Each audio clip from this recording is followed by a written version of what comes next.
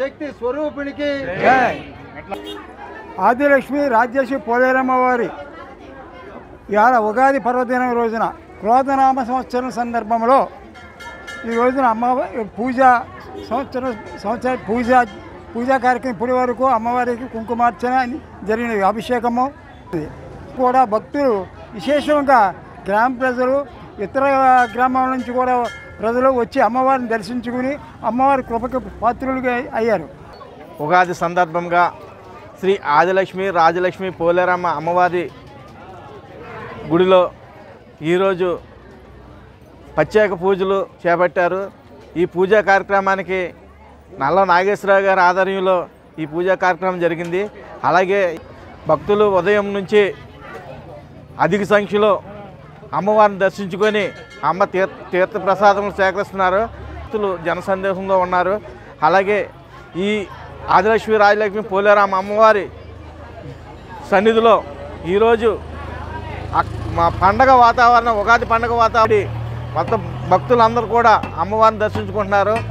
అందరికీ ప్రజలందరికీ ఆశీస్సులు ఉండాలని, అలాగే వ్యవసాయం వ్యాపారం అలాగే అభివృద్ధి చెందాలని, ప్రతి ఒక్కరూ సుఖ సంతోషాలుగా ఉండాలని ప్రత్యేకంగా కోరుకుంటున్నాం. సంవత్సర ఉగాది శుభాకాంక్షలు అందరికీ.